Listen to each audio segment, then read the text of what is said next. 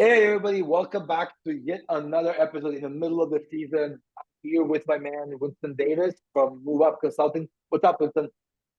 Hey, what's going on, man? Thanks for having me on. This is great. Yeah, a pleasure, man. Always a pleasure to have people from the industry talk about what's going on, especially now. I know it's tough in the middle of the summer to have take the time of your day, so I appreciate you jumping in to have a conversation with me. Yeah, no, it's and that's everybody, whether you're a mover or you're a vendor or what. It's if it's the summer, then you're busy. Yeah, that's true. So look, I want to just dive in right away.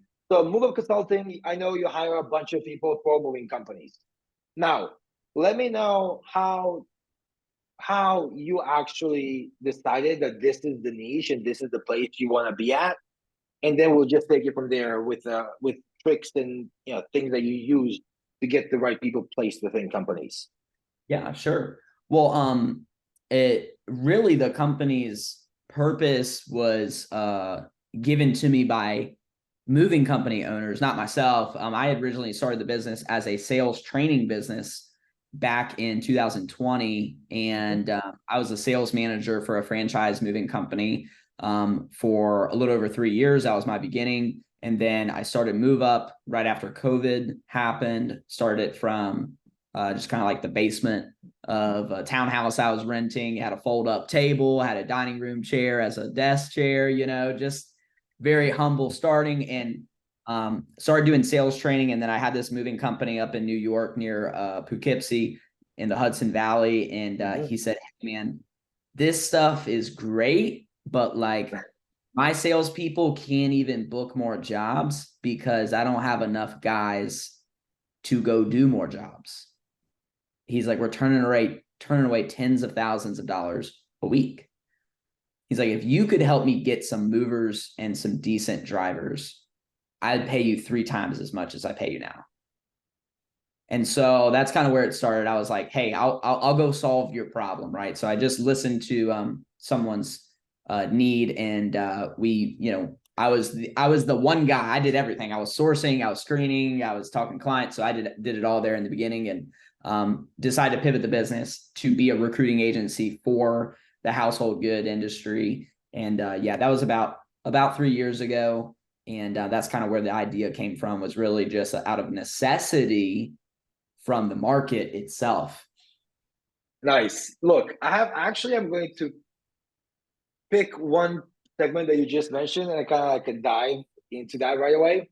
So she told me that you sourced from the initial beginnings, right? You sourced, you did everything by yourself until you grew the company. Now, when you screened employees, when you sourced this, what were the general questions that you asked these people to figure out if they were a fit even for XYZ company? What were the questions that you asked them specifically, if you don't mind sharing, obviously? Yeah, yeah. So in the beginning, I was a lot less talented at this skill set, by the way, and now we've gotten better at it. We talked to a lot of people over the years, but and just for a framing here, I didn't have a recruiting background. I had a sales background.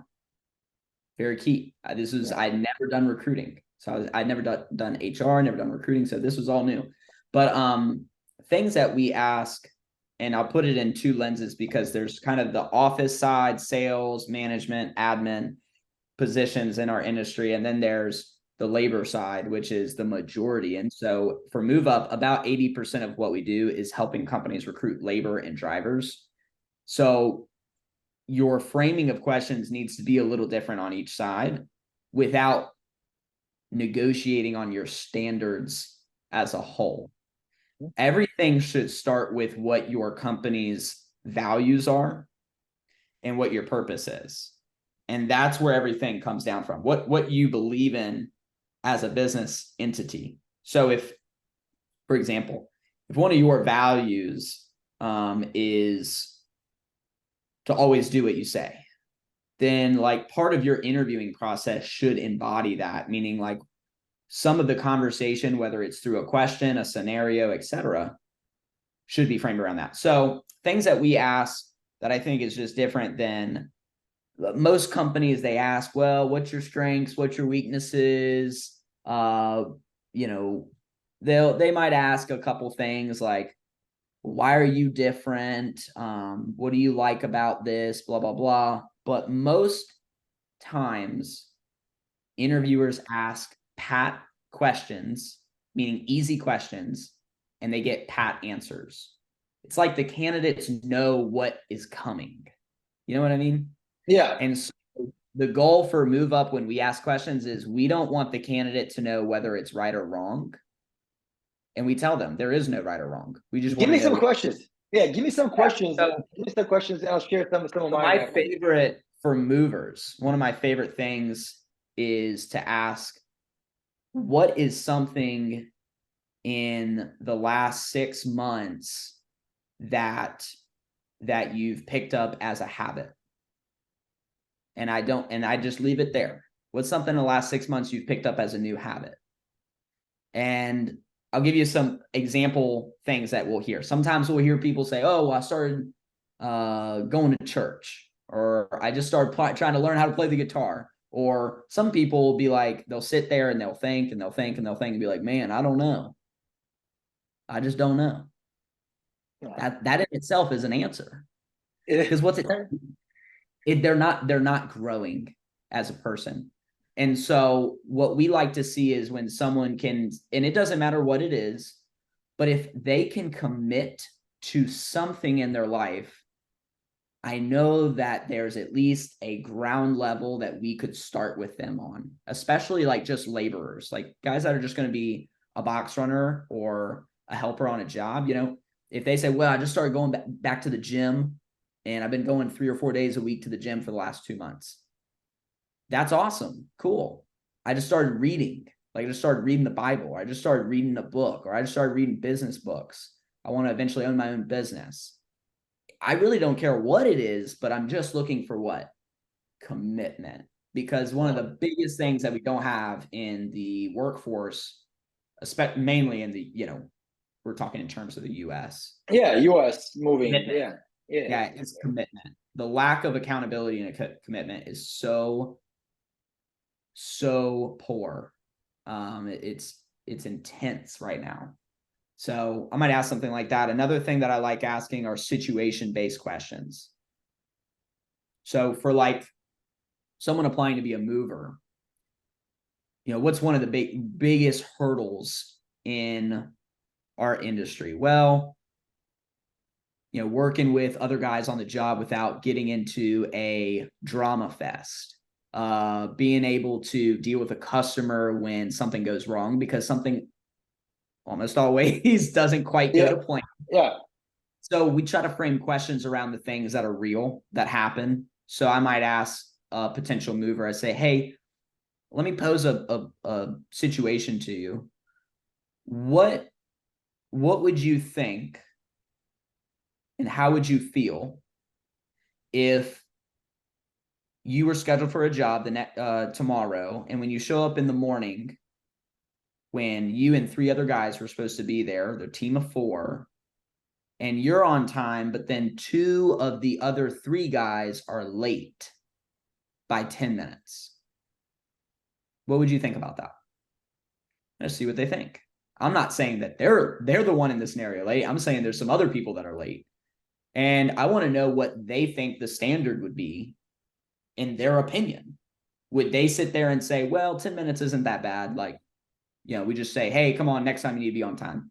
Or would they say, well, we ought to be calling somebody else after 1 minute of them being late, and those guys aren't going on the job that day? Or do they say, well, according to the attendance and tardy policy, they probably are going to get a markup or write-up? Whatever. But I want to hear what their standard is. Who cares? To be honest, they don't care if the company standard is XYZ, and you hire a human to come work for your entity and their standard is ABC, you got a lot of work to get them to your standard of XYZ. But if you hire people that think already the way that your business operates, now you can move faster because their wavelength is the same. And now it's just about training about on the job and developing them in those job skill sets rather than having to build a whole person. That's a big job. It's a huge job. And the thing is, I love some of those answers because generally when I hire people, I pose questions like this. What's the last thing you learned and why? I'm just curious. So that's one of those questions. Then another question is, if I'm hiring for a sales rep, I absolutely love this question. I do this. Hey, tell me a story that's no longer than 2 minutes about anything you can think of. It could be about absolutely anything. Go. I give no context, just any story. And then I had so many stories like, oh, I woke up. I'll tell you about work. Like you can tell me about whatever you feel like, and you can tell me about work or what life. It just shows you the type of person and how they improv, what they think about, how they how they structure ways to be able to sell or what they're doing. So I absolutely love it, and then you will be able to tell instantly if that person is if it could be a fit within the company, especially from the sales process, right? So Yeah. feel free to use that one if you Hey, ever I'll put it in our tool belt. Yeah, I'll put it in our tool belt. But, I'm not trademarking any of this. I'm just giving it away. So you should be able to use it if you see fit, obviously. Now, so as we said, like for example, you figure out if they're a fit for the business. So let me step back a little bit and ask you, how does your, let's say, due diligence process or onboarding process work with the moving company to get to those values and to get to those, you know, intricate things that are not easily seen from outside of the company to be able to then hire the right person for that moving company based on the answer that they give you? Yeah. So you're asking basically like the hiring process, like what are those steps No, before? actually, that hire process, onboarding process for the actual mover. So let's say Yes. Gotcha. XYZ moving, whatever. How do I pass on my message to you? What do you do for me to be able to convey my message properly to then find a fit for a person, right? Yeah. So onboarding and training. So they're two different things, by the way. Training is the process of equipping people on a specific skill set and techniques, whereas onboarding is a series of ongoing steps. Very different. Training could be just for like 1 month, and then you have some ongoing training, but onboarding is much more of a holistic, like ongoing process because you're constantly trying to win that person over to the culture. But onboarding, most moving companies don't do well. And so I teach something called the hourly employee onboarding system. It's a 5-step system that's all done within the first 30 days, but then there's some other steps that then extend out. But the first month is so pivotal. I don't know about you, but I have a ton of moving companies that will tell me, I hired this great guy, but then he didn't show up after 2 days. Or I hired this person for sales and they don't want to come back after a week. And it's just constant, right? It's constant. People start and then they want to leave. So how do you get better retention post hire? So like step one of that onboarding process is when the day one, the very first hour should not be, this is what it shouldn't be. It shouldn't be you training them on the job. It shouldn't be you touring them around the facility. It shouldn't be them getting introduced to 15 other people on the team. It shouldn't be them shadowing other people. None of that should be in the first hour. What should happen in the first hour is someone on the leadership team taking in 45 minutes to an hour to have a one-on-one chat with the newest person to talk about expectations, the standard, and the values of the company. The groundwork, the foundation has to be set. So, and then as you go to step two, it's the end of their first day. So what do all new, when you get a new job, and you go home, what's everybody going to ask you? Whether you're living with a spouse or you're living at home with mom and dad. So how'd it go? How is the new job? That's what everybody's going to ask. And they're going to get, not just that day, they're going to get asked it for like weeks. Yeah. Because we go over to a cookout on Sunday, over to Aunt Joanne, and Aunt Joanne's going to say, what's new? Oh, I started a new job. How's the new job? Right? So as an employer, you want to beat their friends and family to that question. At the end of your new employee's first day, you need to have like a 5 to 10 minute chat. It can be out in the parking lot. Does not need to be a sit down meeting, but just ask them. So what'd you think? How was your first day of work, right? Be excited for them. And it's your chance to intercept issues, problems, misconceptions, broken promises, broken expectations. But it's also your opportunity to build them, build excitement. So that's step 2. And then you should do a similar step at the end of their first week, right? After they worked a week, now they're kind of, they've met some people, they've learned a little bit. Now you're really having like a glue meeting. You're really making sure that they have gotten off to a great start. And so it's your chance to have a check-in. And that might be a little longer. That might be 15 or 20 minutes. And then the 4th step is chatting with them at the end of their first pay period. And I highly recommend this for all employers who have hourly workforce, is to give that person's first check, even if they have direct deposit, you can still give them a pay stub, give it to them in person. And when you give it to them, look them in the eyes and say, hey, you earned this. Congrats. You did an awesome job and you earned this. And then you want to make sure, one, money is so important. If you have that person's money wrong, you instantly are going to lose what? Trust. Trust. Yeah. So when you give that check, you say, hey, I want you to make sure that that's right.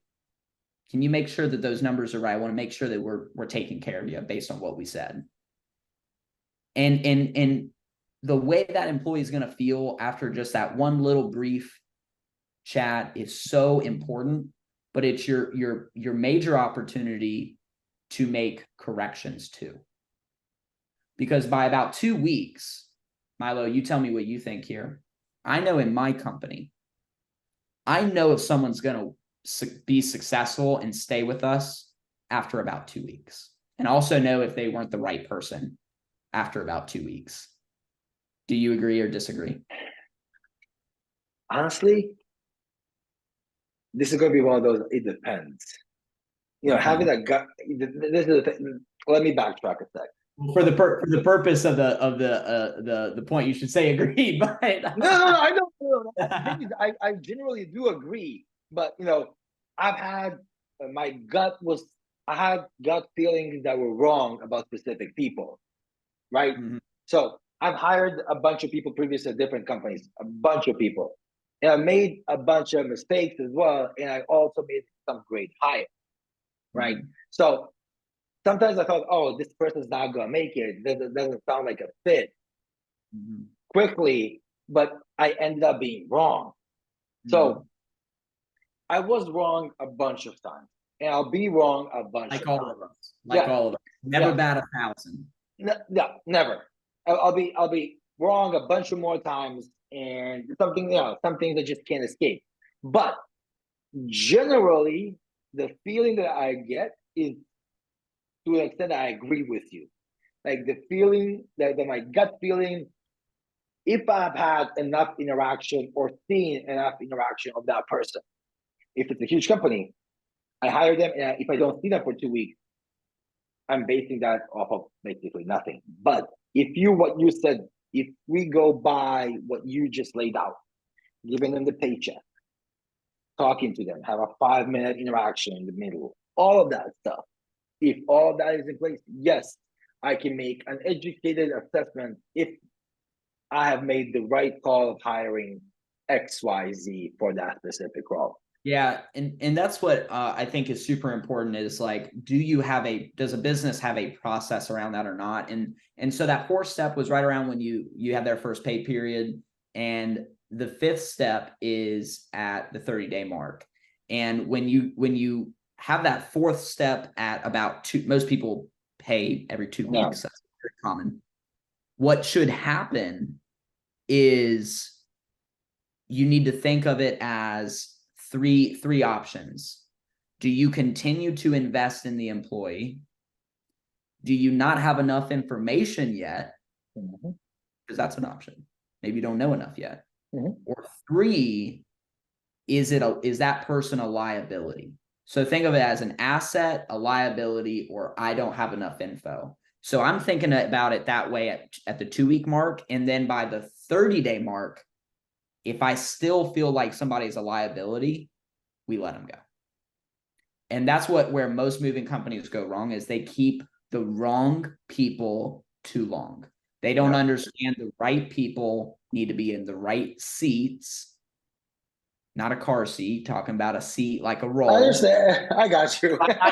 People listening might, they hear seat. And that is, when you think about how you're going to build a successful organization, I don't know if there's many other things that are above that one. Right people in the right seats. And this is the thing. There's one employee specifically that I wasn't great with, right? And I still think to this day how I was wrong, how I made the wrong decisions about the specific person that led that person to go, right? And I wasn't the one doing the letting go. The person left, right? And I made a bunch of wrong decisions in the process over and over again. Me personally, I'm not saying that those decisions specifically were bad. I'm just saying there's a bunch of things that I could have done a lot better. Yeah. I could have done so many things better. And that, and then I try now not to, repeat those mistakes. They're not specifically mistakes. I'm not going to call it a mistake, right? I'm just going to say actions that I've taken that weren't the best to make sure that employee that thrives within the company. So from that perspective, it's also great to be able to understand that so even if we make mistakes, to be able to acknowledge them, So in what you just laid out, I just think it's phenomenal, and the way that the process is set up in terms of how the process of hiring works and how all of that looks, right? And a lot of companies should take note, because generally they don't have those processes in place. So let's move on to a couple of things. Talk to me about when you felt like you specifically failed, and you thought X person would be successful, and that created friction. I'm just curious. Everybody's going to say, "Oh, I did everything great. Everything is phenomenal. I've done no wrong." I'm curious about like this segment and how you're taking that going forward. So that way I make sure I answer this well. So you want to know when maybe as whether it's I'm the owner or I'm the general manager, whoever in that leadership role that's maybe overseeing that process, when I make the wrong judgment. Yeah. How do you deal with that? Yep. Yeah. So a couple things that I've learned, and we work hard to do it, move up, and I teach a lot with our clients with their HR, right? Because it's really it's not just recruit, it's HR. So performance reviews are something that people get wrong a lot, because that's the opportunity when you do a look back. You say, okay, how did we do? One of the things that we started doing at Move Up is I myself have a performance review. And so we have a leadership team at Move Up. And it consists of some of the different managers of the departments. And we do performance reviews every quarter. Every quarter, we have to do them every 3 months. Every person in the company has a performance review every 3 months, including me. And so if my role as owner / general manager is hiring, then one of the things that can get looked at, if that's like a core function of my role, is we're going to look at the top two or three KPIs. And one of those KPIs is going to be employee retention. It's going to be turnover. But you can't look at those if you don't track them. Yeah. Data, right? How do you know if you're winning or not? You got to have a scoreboard. You got to have a scoreboard. So, but the checks and balances for whoever's in that leadership role is, are they having a performance review? How regular is it? Having a performance review once a year is the biggest crapshoot I've ever done in my business, because I can't remember a darn thing from 9 months ago, much less you go 12 months back.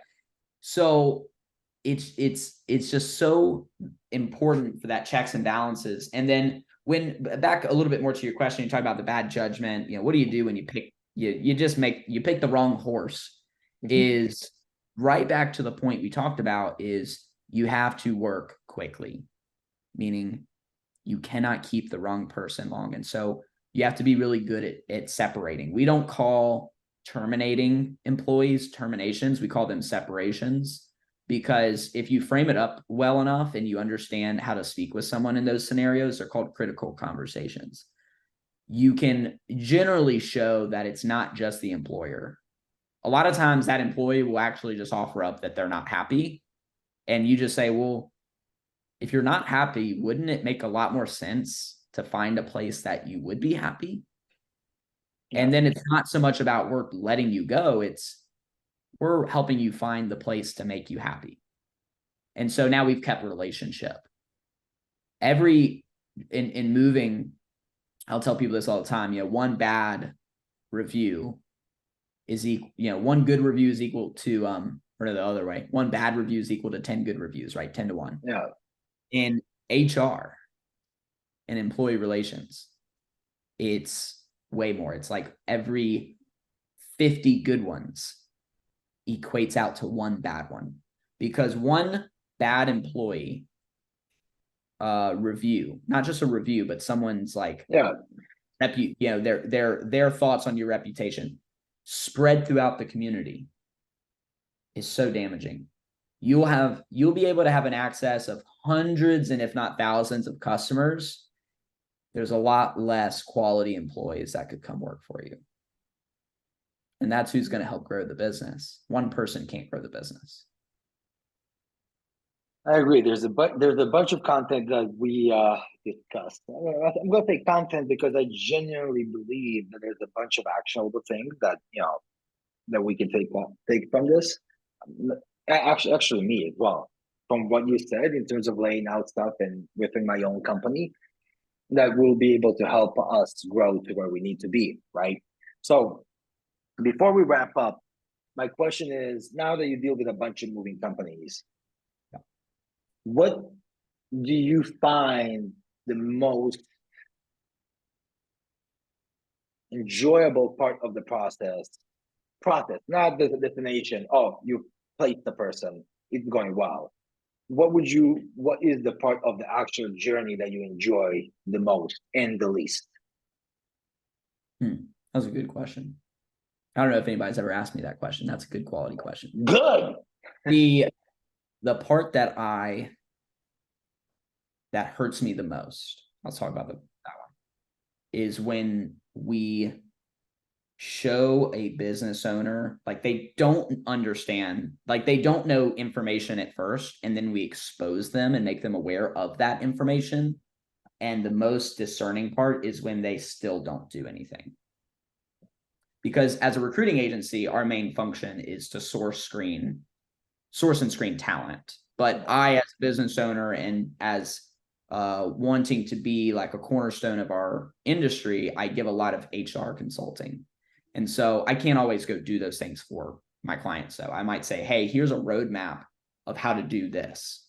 Yeah. But then if I touch back in a month or 3 months or 6 months and they still haven't done it, that hurts me, because it tells me that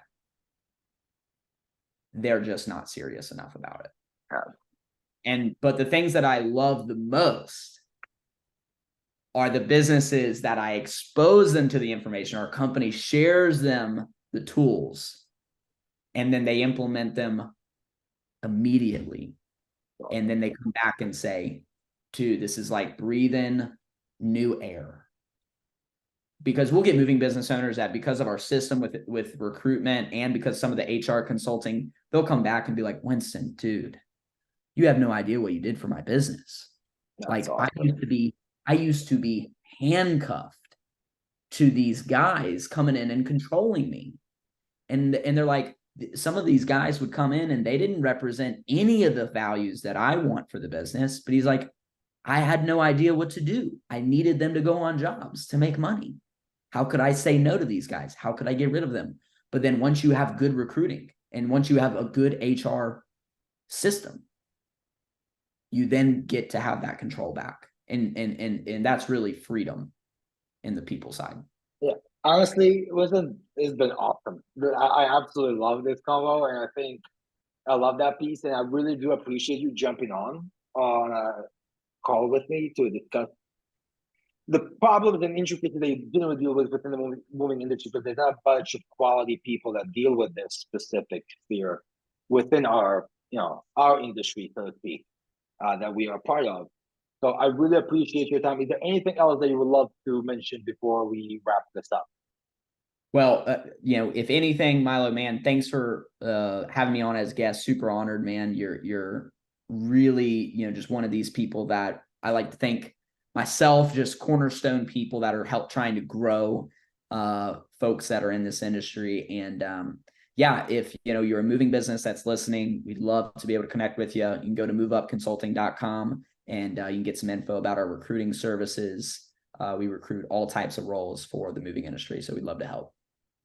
You guys heard it here. Go check out Winston Move Up Consulting. Thank you very much for tuning up in another episode of DriveSales Show. Thank you.